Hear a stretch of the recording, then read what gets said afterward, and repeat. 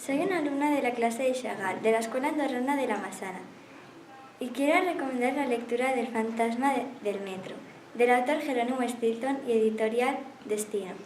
La lectura pasa en el metro. Los personajes principales son Jerónimo Stilton, Thea Stilton, Pinky y Trampita. También aparece el profesor Voltio, el investigador privado Ratatá, Ricardito, el jefe de la policía, y Honorato de Ratato, el alcalde. La lectura trata de que un día Jerónimo soñó que le iba a atropellar un tren. Se despertó corriendo. Su hermana le llamó y le dijo que cómo podía estar aún en la cama y que fuera corriendo al metro, que había una emergencia. Jerónimo fue corriendo al metro. Una vez que llegó, escuchó un ruido que le sobresaltó. Todos los ratones salieron corriendo porque se pensaban que había un gato.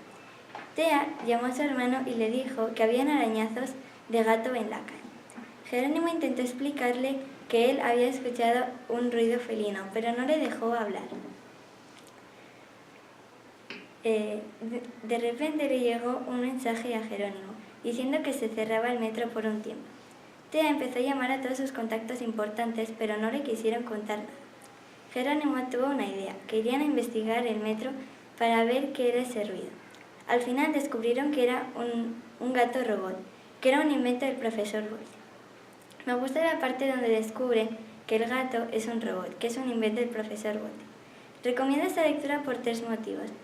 1. Porque es misteriosa. 2.